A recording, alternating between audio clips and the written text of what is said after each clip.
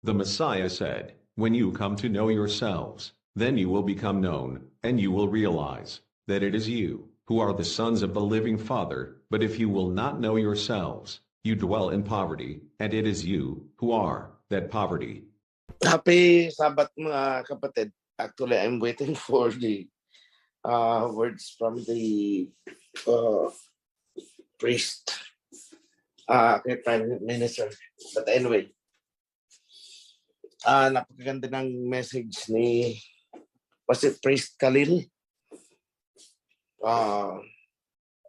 The test of righteousness.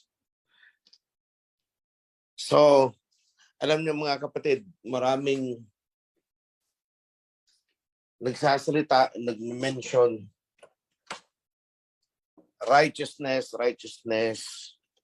pero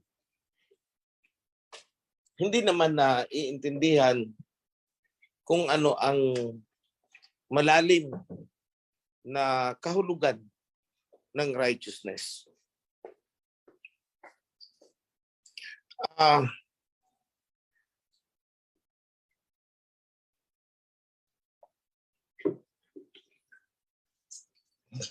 Para sa akin, useless yung lagi tayong nagkiklaim ng tayo ay righteous, tapos very particular tayo sa mga defile. But dyan, ay na-defile kami. Without really understanding the true meaning of these words.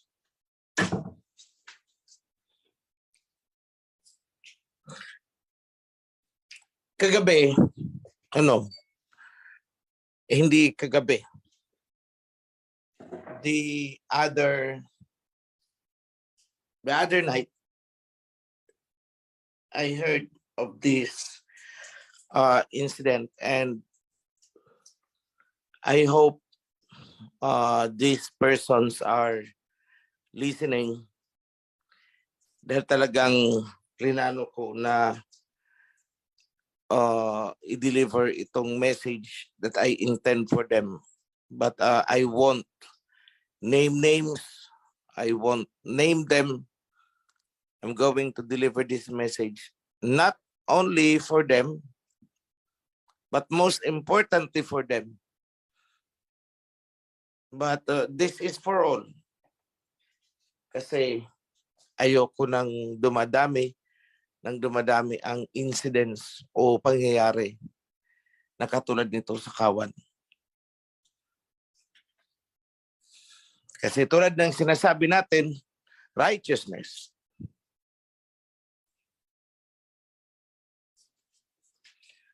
Mga kapatid, nung kayo ay pumasok sa covenant,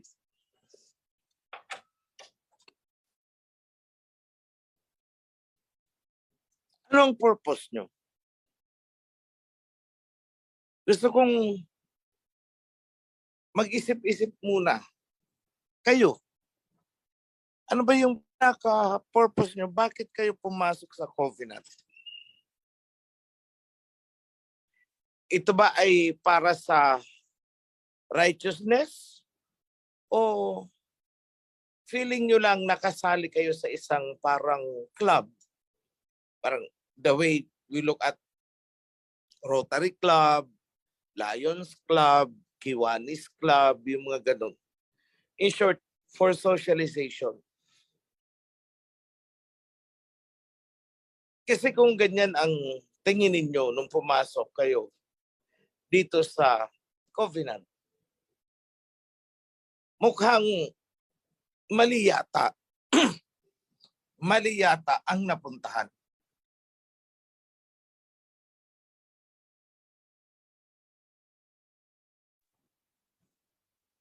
Dito sa covenant, we are here for a serious reason. Hindi ito libangan, hindi ito pastime, and this is not for socialization, camaraderie. Hindi po yun. It's not that way.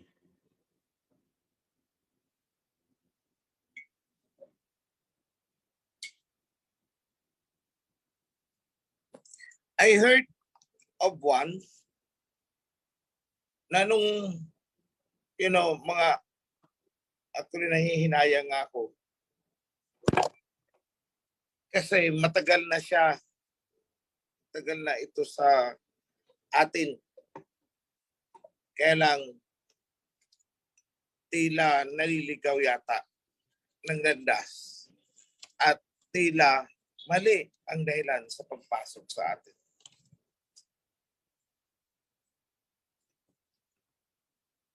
She came from abroad.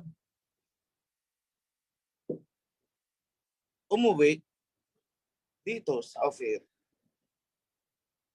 And then, inikutan. Ikot siya ng ikot kung saan chapter.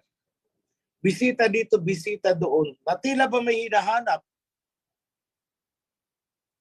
And true enough, I was just observing. Naghahanap nga. Naghahanap ng partner.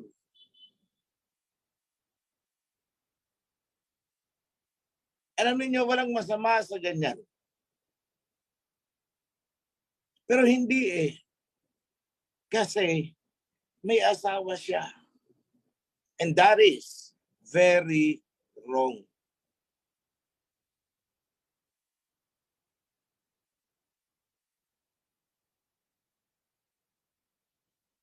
And now she got what she wants. Kung anong hanap.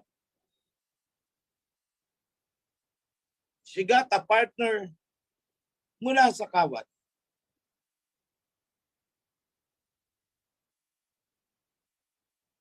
Ito, mga kapatid, ang kawan po ay hindi isang organisasyon na may sasali para makakuha ng partner nila. We are not. And I tell you, no matter how close you are to me, after all, wala naman talagang close sa akin eh. I maintain my distance. No matter how close you are to me, pag mali ang ginagawa nyo, it won't work. Dahil walang palakasan dito eh. And that is righteousness. Magpalakas ka sa righteousness, malakas ka. Pero kung hindi righteous ang ginagawa mo, at feeling mo lang malakas ka sa akin, ay maling-mali ka ng akala. Kahit ikaw ay bahagi pa nung pinaka-unang founding nitong OHC, ng conservatory. No.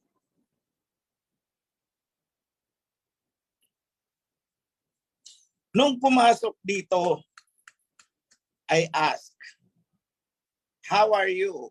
How is your marital situation? In-screen ng Joshua.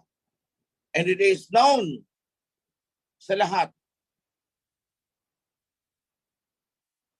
na ang babaeng ito ay may asawa. At tinanggap ng kawan bilang may asawa, may mga anak.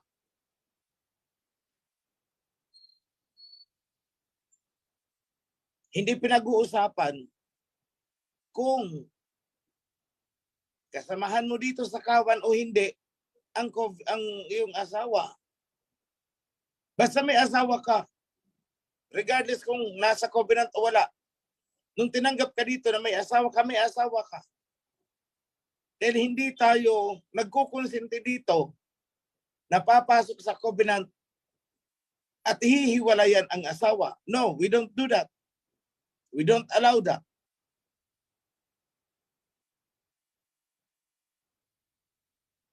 Huwag gagawin ang pagpasok dito sa covenant, huwag gagawing dahilan para hiwalayan ang asawa, hiwalayan ang iwanan ang mga anak. Maling-mali po yan.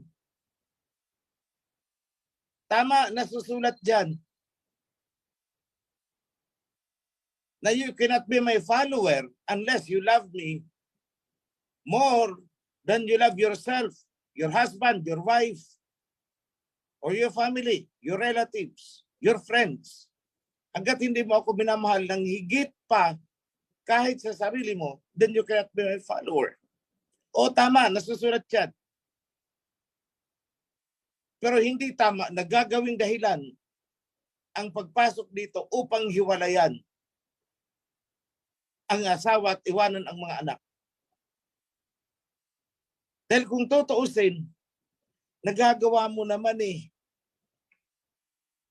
Paano mo mahihikayat ang asawa mo papunta dito?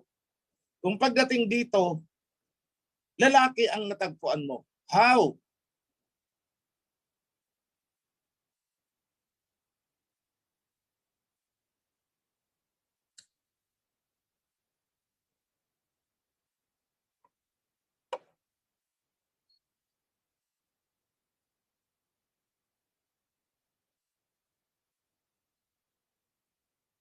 At ang sinasabi is, single na daw siya.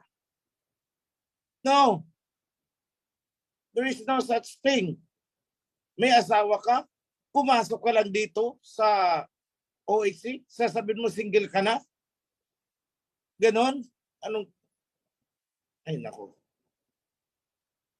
Huwag niyong salaulain ang kawan. Huwag niyong karad-karin ang kawan sa ganyang gawain. Because we will not condone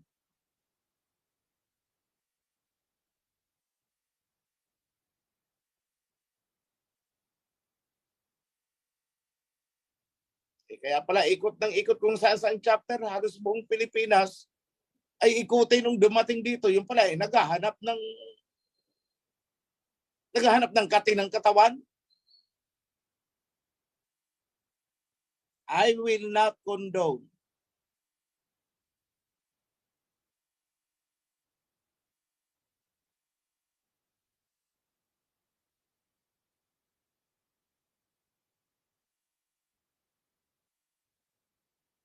Kesyo, nagrehistro na daw sila.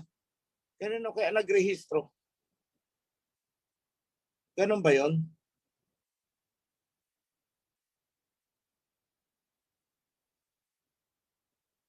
Ang hindi ko lang maintindihan, itong sirkulo na ito, mga sirkulo ito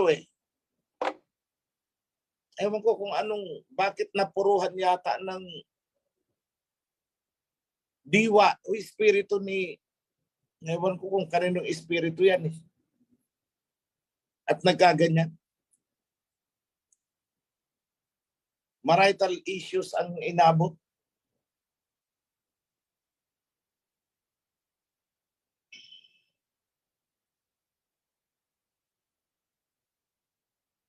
So once again, dyan sa mga nagbabalak at ganyan ang gawain, stop. Dahil I will not condone.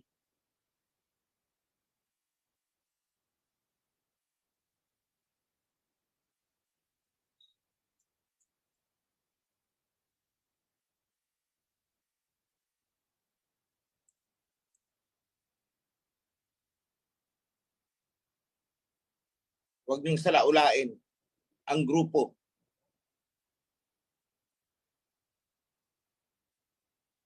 Ano na lang ang iisipin sa atin ng mga nasa labas ng covenant? Ay dyan pala, pag pumasok ka dyan, kahit may asawa ka, pwede kang pumatol sa iba. See? Sisirain nyo ang reputasyon ng kawan. So we will not condone.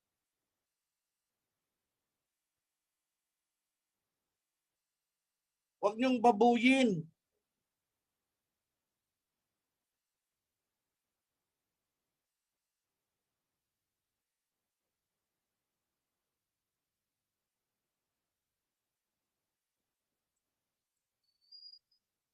umayos, magtarong.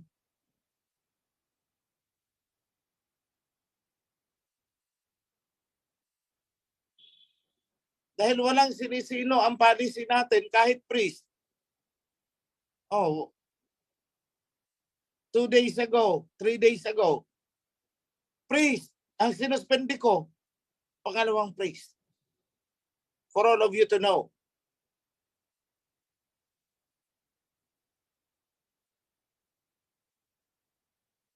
Ay dito lang yan sa atin, nangyayari na nasususpindi ang priest. Ang gano'n na lang, kabilis. Because we are practicing righteousness. Yung sinasabi ni Priest Khalil. At huwag niyong hahamunin ang sistemang yan. Dahil kahit isa na lang ang matira dyan, I will choose that one.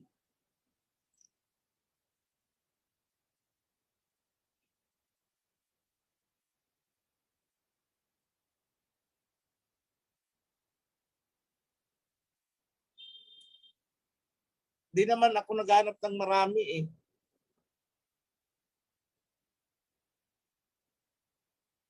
Magtarong lang, mag-ayos kayo, lumagay kayo sa ayos.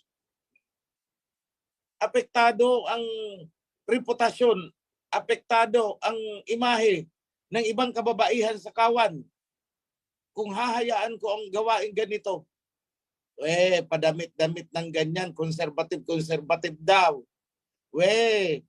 Pagkasaba, tuwad daw. Iba pala ang tinutuwad. You see?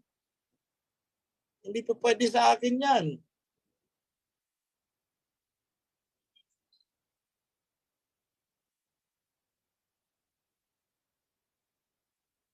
But just wait, if you are listening, the two of you,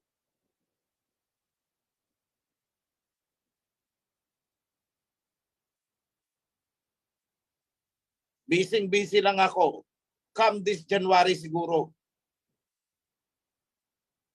ipapatikim ko sa inyo ang batas natin dito. Sa priest niya, pinatikim ko eh. Kakalungkot kasi priest eh. O ilang priest lang suspended natin? 2.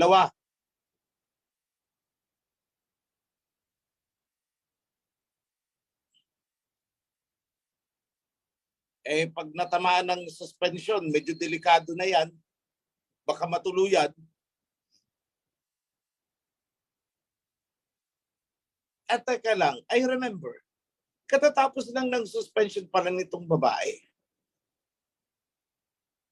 And while she was under suspension, ganito palang ginagawa. Instead of repenting,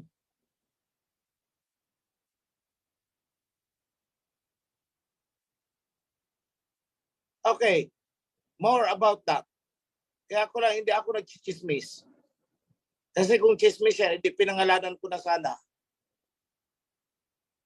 I'm showing you the situation for you to avoid, all of you. Kayong mga heads of the family, kayong mga ama dyan, kayong mga nanay, alagaan nyo ang pamilya nyo kahit hindi pa dito kasamahan sa covenant. Paano nyo madadala dito?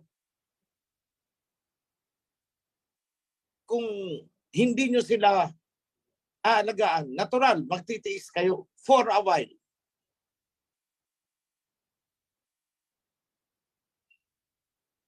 And that is part of your challenge.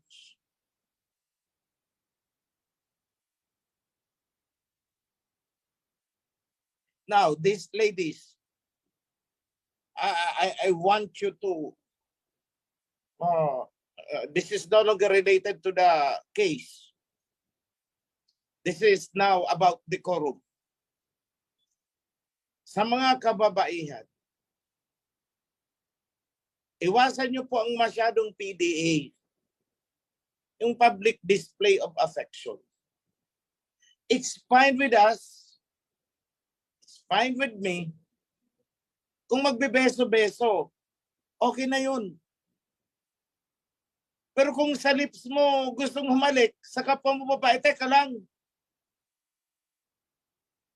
Yakap dito, yakap doon. Kiss dito, kiss doon. At sa labi ang gusto. Ano yan, lesbiana ka?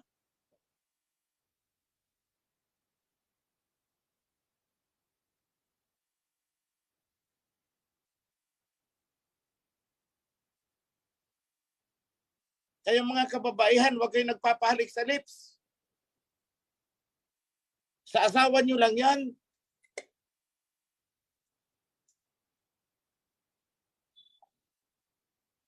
Kahit ismak-ismak. Ano yan, magpapalitan kayo ng mga bakterya ninyo.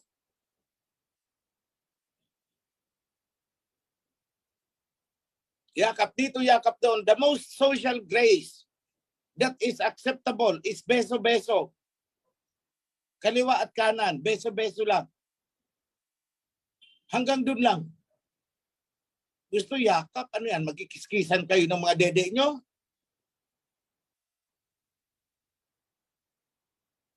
At gusto ko ikis sa lips pa. Akala ninyo hindi mahalay tingnan?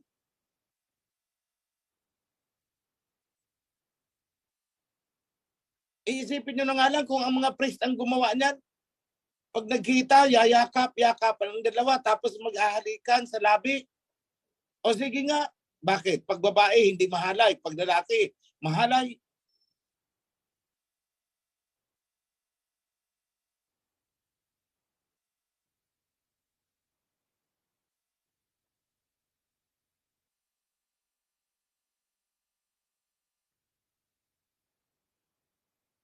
Ay, umayos nga.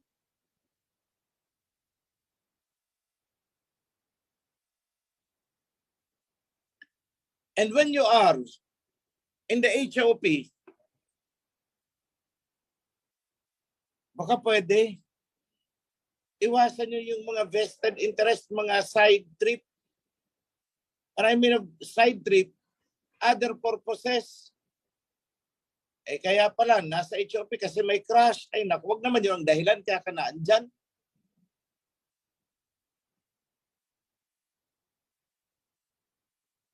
Kaya pala nasa HOP kasi nagpapakute.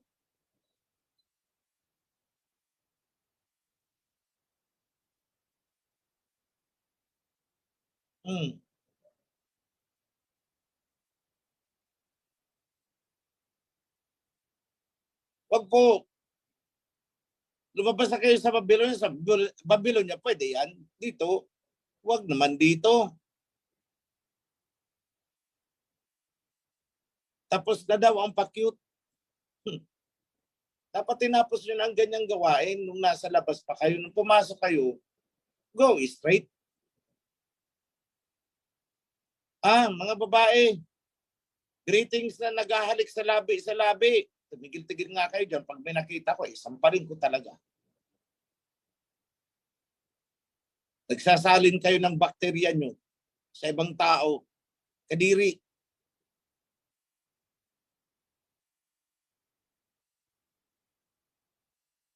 Mga labi nyo, i-reserve din nyo yan sa asawa nyo. Huwag sa kapwa nyo babae. Kung ngari pa kayo, greetings. Baka naman pala, kaya pala ganun kasi lesbiana. Tumigil. Okay. So sa pananamit ninyo, pakiayos-ayos lang po. I encourage you to be dressed and wearing the garment of a Shemite.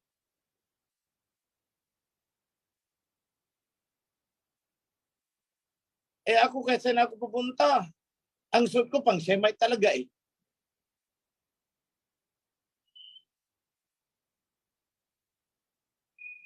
Bakit ako mahihiya? Bakit kayo mahihiya? The more that you should be proud. Alam niyo ba na the more you are respectable, kapag ganun ang kasuotan nyo, lalo na sa mga babae,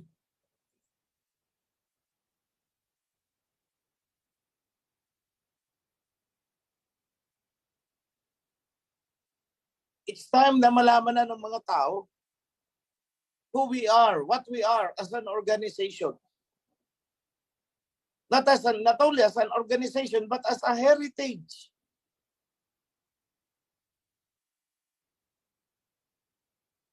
Kaya nga, ang tawag natin sa foundation is Oferian Heritage Revival. Nire-revive natin yung kulturang atin.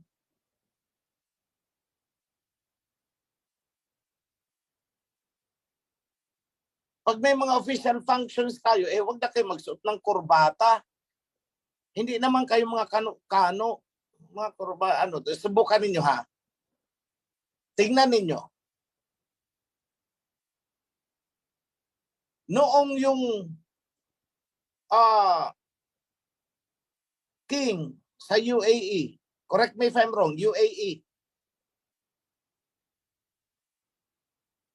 si Muhammad bin Salman, si MBS. Aba, ang ganda ng damit niya, talagang very impressive.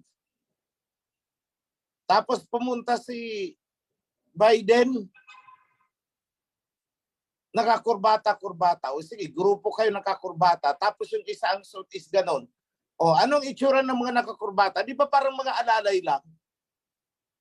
O ganon po yun. Di ba nakakatuwa? Nakasuot ka ng parang pang-prinsipe, pang-prinsesa. Tapos sa mga kasama mo nakasuot ng kurbata kasi yun ang gusto nila. O anong itsura nila? Parang mga alalay mo. Kaya pagdating sa labas, ay naku, ang yaman-yaman siguro nitong babaeng ito. Pero may mga bodyguard. Paano? Nagkurbata nagpolo Huwag na po kayong magbabarong. Lalo na kung yung kasama nyo ay nakasuot ng shemite, magmumukha talaga kayong security officer niyan. O tingnan nyo, sige. Tingnan nyo ang suot ng mga, punta kayo ng SM. Anong suot ng mga security doon? Yung mga nakasibilyan? O di ba't nakabarong yung long sleeve na puti? May nabasa ako nag-comment. Kung hindi daw security, waiter. Kita mo. O kayo na nga ang nagsabi. Pero saan kayo nakakita ng waiter o security na ang suot is pang shemite? Wala. Because that clothing is very dignified. Huwag kayong mahihiya. You should be proud.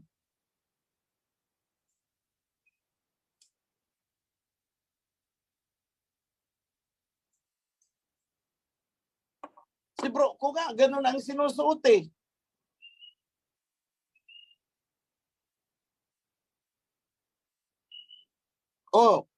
Di ba ang ganda lalo tingnan?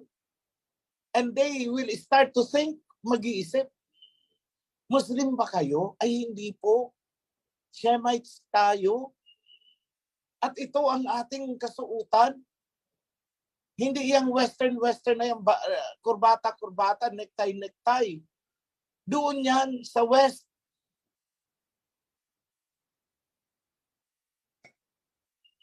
Ang ganyang kasuotan ay pang security lang po namin. Di ba? Ang ganda.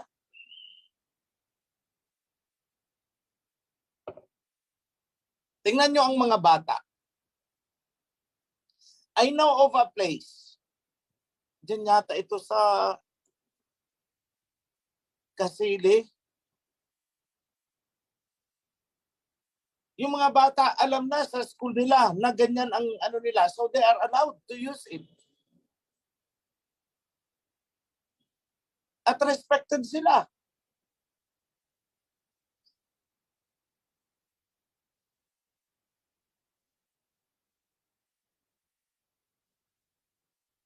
Bakit kaya? Pag ganun ang suot natin, alam nila ay mamahalin. Ito ay mayayaman ang mga taga-Oferian. Mayayaman sila. Di ba that is, kailangan masanin ang isip nyo at ang isip nila. This is about mind setting. Get used to it. Masanay na kayo.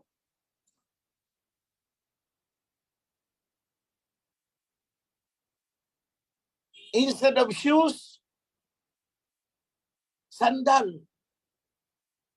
Di ba yung mga priest, o kayo mga priest, huwag na kayong magsasapatos, use sandal. That is part of our identity. Basahin nyo nga ang Bible kung may nababasa kayo dyan na sapatos. Anong nasusulat dyan? Sandals. Oh, you should be proud. Ang Misaya nun, anong suot? Sapatos ba? Hindi sandals. Oh, you should be proud.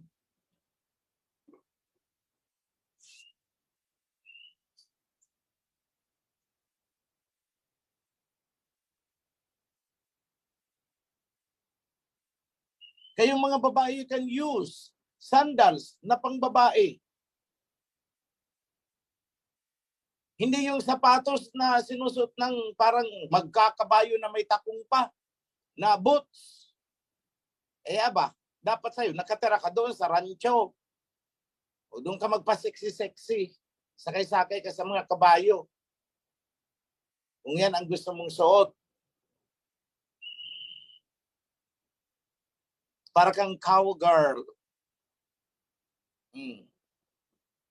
Kala mo ang sexy-sexy, ang ganda-ganda mo, hindi mukha kang mga ngabayo.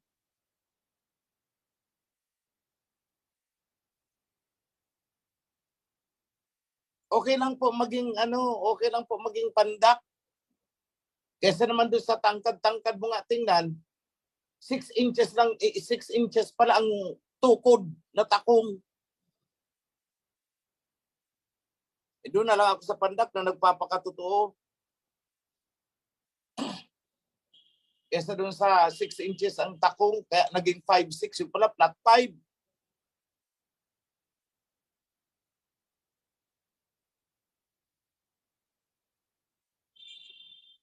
Girls. Napag-usapan lang.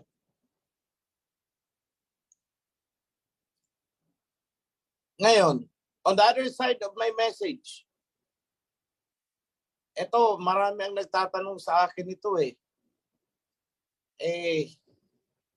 ayoko sanang guluhin ang isip ninyo, pero parang gusto ko rin na bigyan kayo ng idea.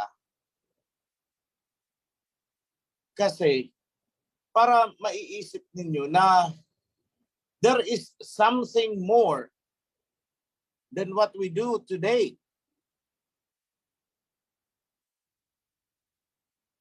Last time nakausap ko si Bro Mark, Priest Mark, at saka si Bro Kung. I asked them, beyond 1,000 years, anong meron?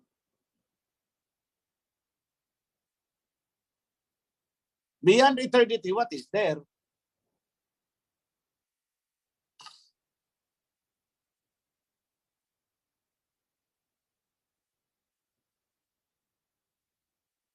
Kung napansin na ninyo mga kapatid, this is again about righteousness. Kung napansin nyo mga kapatid sa Book of Revelation, matapos si Satanas ay itapon sa dagat-dagatang apoy,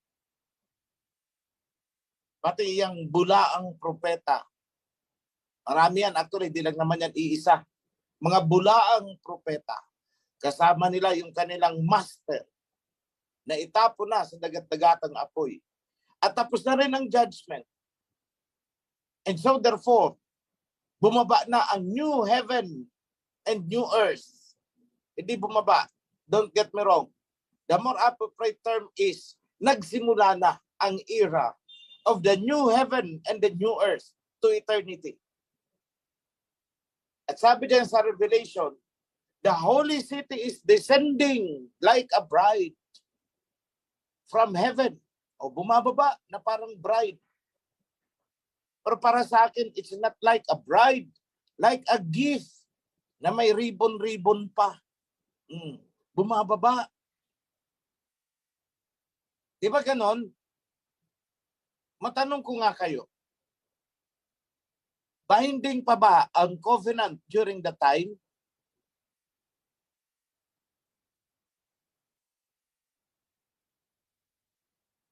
Meron pa kayang mga law na kailangang sundin? Itong ginagawa natin, kailangan pa kayang gawin until the time?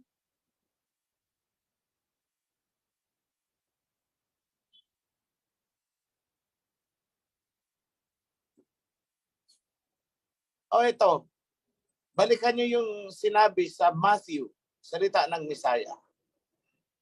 Hanggat may langit at may lupa, ni isang guhit ay hindi mawawala sa kautusan. Isang tundok, isang guhit. For as long as there is heaven and there is earth. Correct. So, itong tanong ko sa inyo, maging critical kayo. Meron pa kayang kautusan at the time? Meron pa din.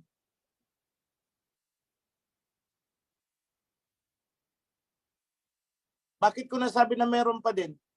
Kasi may langit pa eh. May lupa pa eh. So meron pang kautusan. Kasi kung wala ang kautusan, everything will be in chaos, even in the new heaven and new earth. Magulo.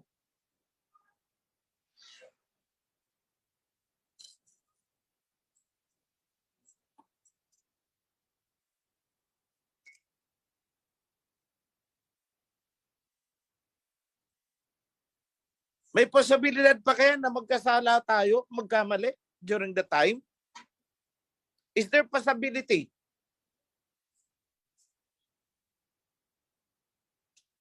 Na magkamali?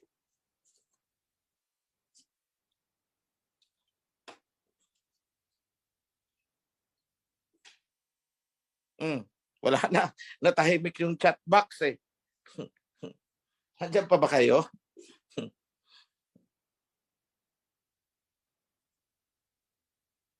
Pwede. Pwede. Bakit? May kautusan pa eh. Kung wala nang magkakamali, hindi na kailangan ang kautusan. So, pwede. Meron pa ba tayong kalaban at the time? Nakakadena na patay na si tunaw na si Satanas. Meron pa kaya tayong kalaban?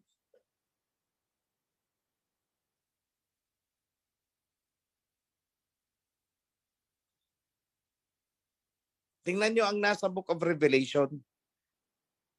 Ibinababa ang city of Jerusalem. At ito ay may pader paikot.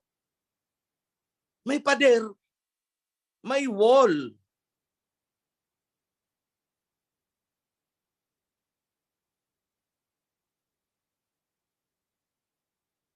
So kung may wall paikot, para saan yan? Kasi kung wala kang kalaban, hindi mo kailangan magtayo ng wall. Hindi kailangan yun.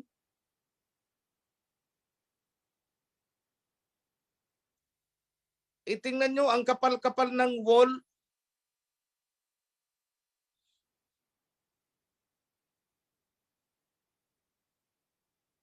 O bakit kailangan yun?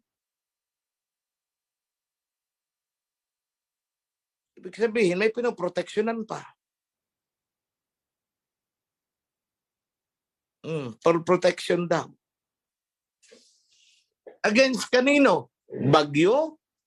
Ay, hindi naman para sa bagyo yung protection na yun.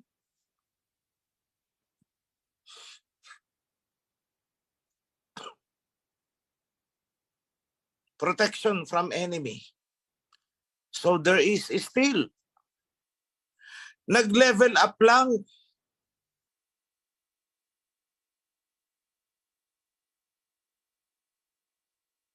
Ito, isipin nyo ito.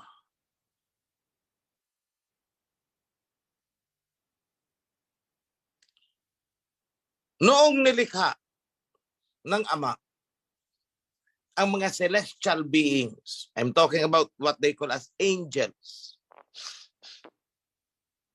Sa akin, I call them celestial beings. Itong si Satanas, nagkasala. Correct. Kaya nga, siya binagsak dito eh. At ngayon, pag nagkakasala tayo, ang itinuturo nating dahilan ay si Satanas. Correct. Tama? Tama baga? Lahat ng kasalanan, ibinubunto natin kasi itong si Satanas ito si Taning di ba? Pero balikan natin si Satanas during that time. He was made perfect. Nung nagkasala siya, sino kayang Satanas ang nag-tempt sa kanya para magkora? Isipin niyo yun. Sino ang nag-tempt kay Satanas? Kaya nagkora siya. Hindi yung ahas. Kasi bago pa ang serpent,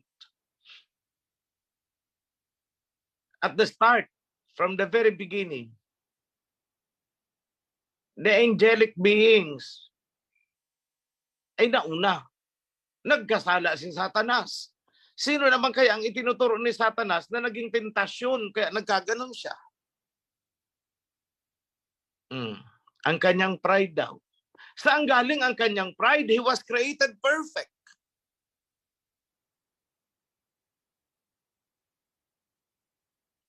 Si Lucifer daw. Mas nauna si Satanas. Diba?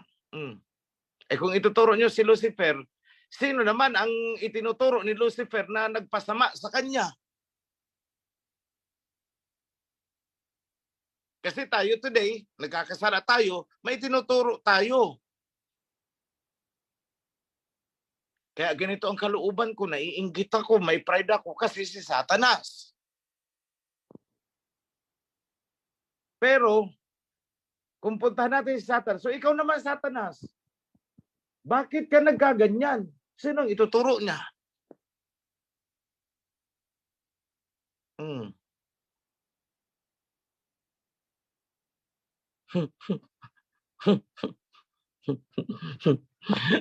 Ang daming nagkagulo sa ang daming chat ang daming wild guesses.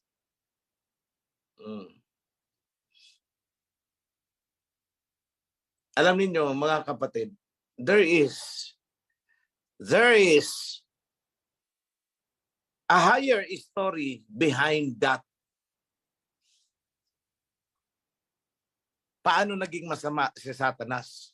Saan galing ang kanyang kasamaan? That is our enemy behind Satan. That will be our enemy behind Satan.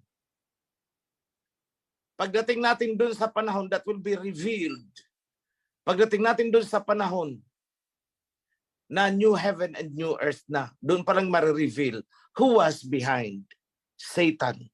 Bakit naging corrupt si Satan? There is somebody behind him, not revealed to us today, but will be revealed during that time.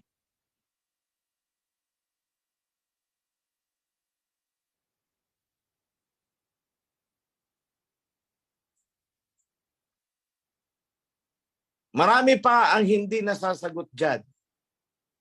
Marami pa ang hindi revealed. If I may ask you again,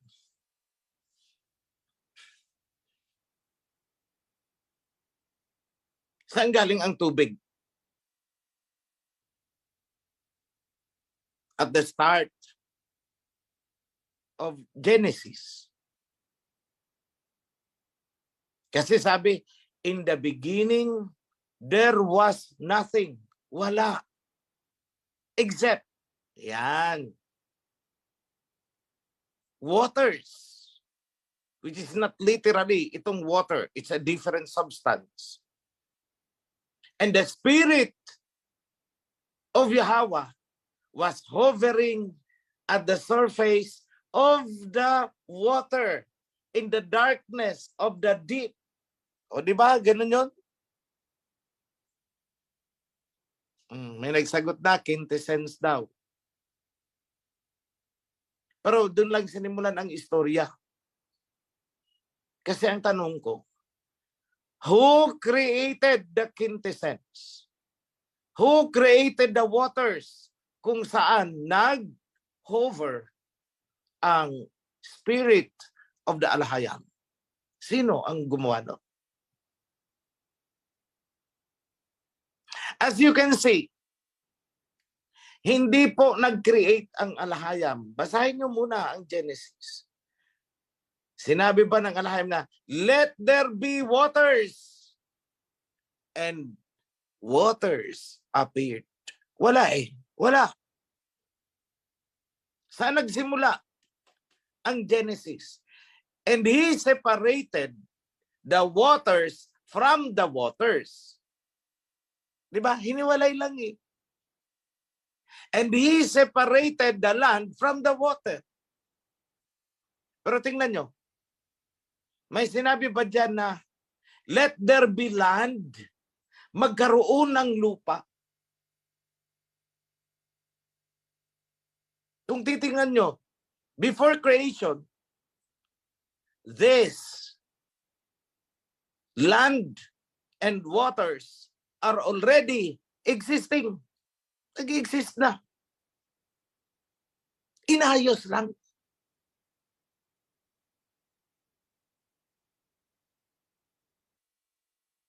Kaya nga, gustong-gusto ko sana i-discuss noon, i-present yung from creation to eternity. Gusto kong i-describe ang eternity, kaya lang baka may tumakbo na ng nakahubad dahil hindi na kinaya. Baka may mag-claim na ng kung ano-ano. So sabi ko, wag na lang. After all, what we only need to do is covenant. Kakayanin daw. Covenant, yun ang pinaka-importante. Huwag na po ninyong, baka mag-away-away na naman kayo eh. May magkura dahil nagdiskusyonan kung ano ang meron before the creation. Kakayanin daw, oh. Tumigil kayo. Huwag na po, huwag na. So, ang punto ko lang, kaya sinasabi ko ito sa inyo. What has been revealed is only very small portion. Kaya nga, dinadala ko kayo doon sa time na new heaven and new earth na. Ang tanong ko, mayroon pa bang kautusan? Yes, there is. Maintain dyan because that is maintaining the order.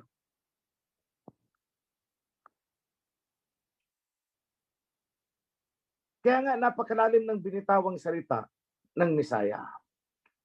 Hanggat may langit at may lupa, may kautusan.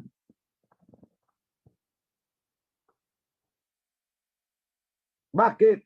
So that there will be order. Pag walang kautusan, nako, baka may magkura at the time. Alam mo, baka may sumunod na isa pang Satanas ulit. May sumulpot na siya naman ang bagong Lucifer. Why? Because the enemy exists. Kaya nga ang Jerusalem will be a walled city. May pader, paikot, napakataas, napakakapal. But what actually is being described is not only a wall. Useless ang wall, but rather a dome. Ang city is protected by a dome. Not the wall na pader na iniisip ninyo. Kasi may drone na nga ngayon eh. Lalo pa at the time. Di ba may drone ngayon? O anong magagawa ng wall? So it is an invisible protection for the city.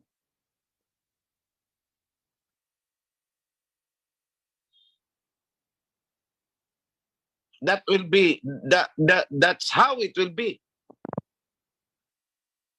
Oh, sa outskirts nun, bandang labas, ay doon yung mga pinili.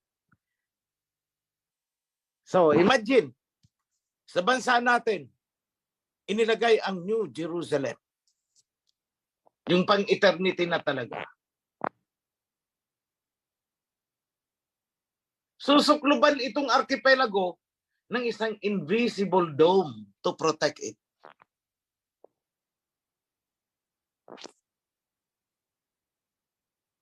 Eh, bombahin ang bombahin, wala mangyayari. Dadaplis lang, wala na. But my question is, saan galing ang kalaban at the time? Wala na si Satanas. Yung bulaang propeta, nasunog na. Ho! O, sino po yun? Ibibitin ko muna kayo dyan.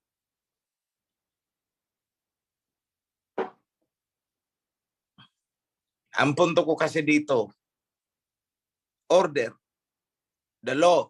Meron pa ring law at the time. Hanggat merong langit at lupa may kautusan. Dahil pag wala, everything will be in chaos. As what happened right after creation, there was chaos.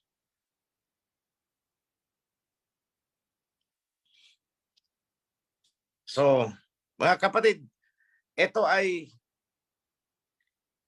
wag ninyong pag-away-awayan ha. Baka mamaya may mabalitaan ako na nahati ang chapter kasi may nag-preach na ng ganito, may nag-preach na ng ganon. May nag-flat earth na. Ang pinanghahawakan natin dito is covenant. Nobody holds the covenant, kundi yung kawan natin.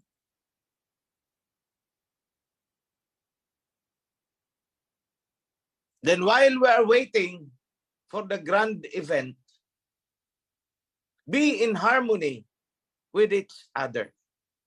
Maintain harmony. Maintain order.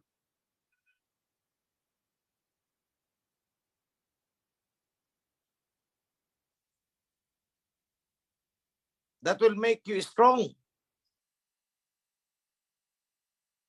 Hindi yung bangayan dito, bangayan dun. Tapos yung iba naman, ikot dito, ikot dun. Naghahanap ng flesh.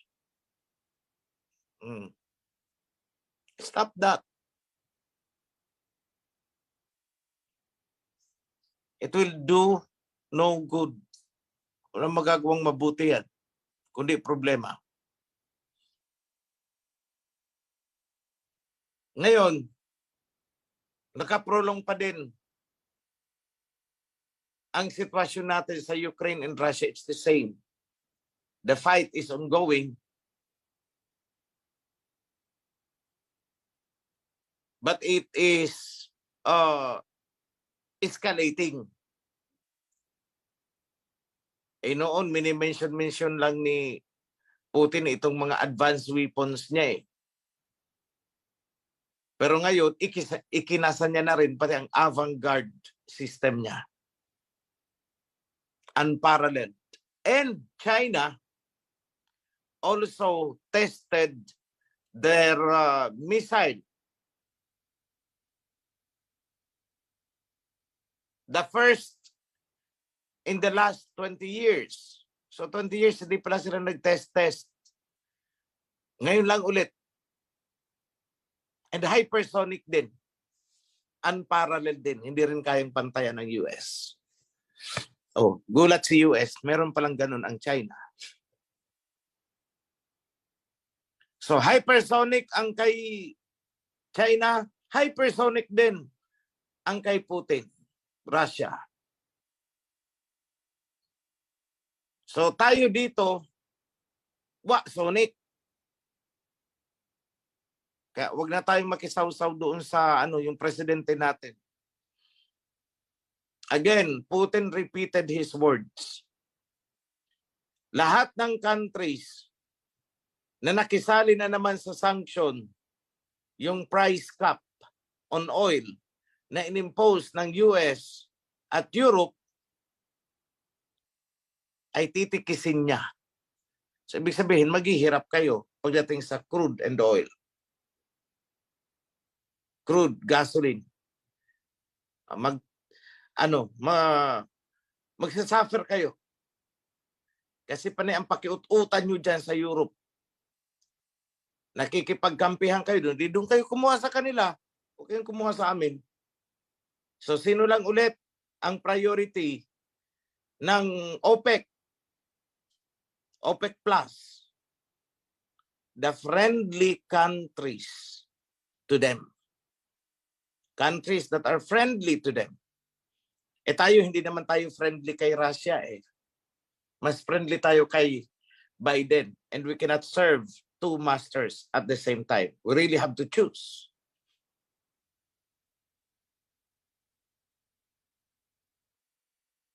Habang nagkakaisa na ang mainland Asia, tayo naman nagbe-break away. So, what will happen to us? I don't know. That remains to be seen. I mean, I don't know. Yung sabihin, I could not tell you. That remains to be seen. But everything will happen according to the book of Revelation. So kung naintindihan ninyo ang mga sinabi ko noon, 3 years ago, under the Two Witnesses series, yun lang naman ang mangyayari eh. Yun ang framework na binigay ko sa inyo. Pati yung The Matrix, yun. Sundan nyo lang yun, hindi na kayo maliligaw doon. You will know what to do. You will know what to prepare. So, what I want you to remember is maintain your trust, yung pagtitiwala ninyo, pananalig. Ayaw kung tawaging pananampalataya, pananalig. At pagtitiwala sa promises na ibinigay ng ating alahayam through the covenant. Nandiyan eh, ang promise eh. Abide by this policy and this will be your reward. Parang insurance policy ang covenant eh. If you are not part of this, then you will not be part of the blessings na hatid nitong policy na to. Parang insurance lang yan.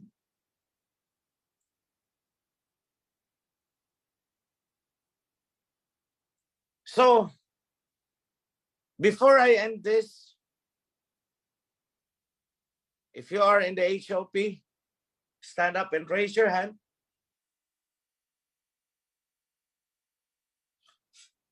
Everyone. So I could pronounce the blessings to all of you.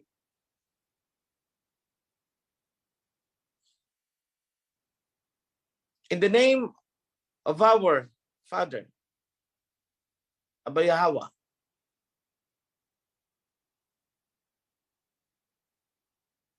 pinapaabot ko sa inyo, sa inyong lahat,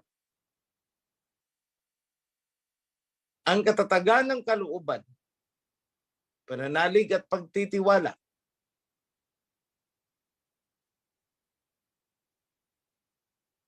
manatili sa righteousness na ibinibigay ng covenant. At samain nyo ang pagpapala na ipinangako.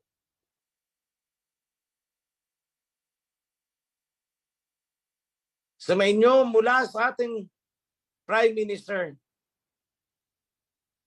down to the elders, to the committees, different committees, to the volunteers,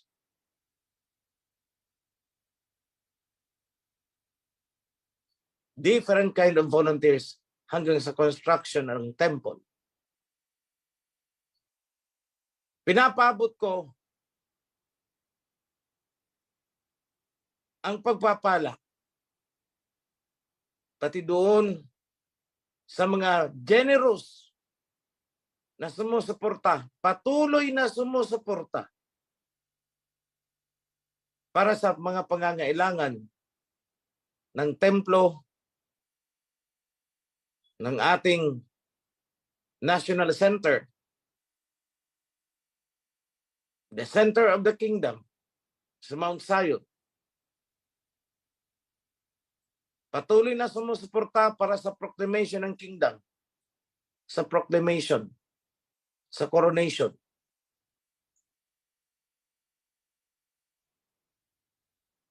Nalulugod ang ating alahayam sa inyong pagtugon sa panawagan ng pangangailangan. I am happy with that. I am pleased seeing you that way. Magkaroon ng kapayapaan at pagkakaisa ang buong kawan. May mga karamdaman, magkaroon ng kagalingan at ginhawa. Sa mga material na pangangailangan, everyday needs. Panghawakan nyo ang pangako na binigkas ng ating Mesaya na kung ang mga ibon, ang mga hayop ay provided niya ng para sa mga pangangailangan, let it be that way para sa atin.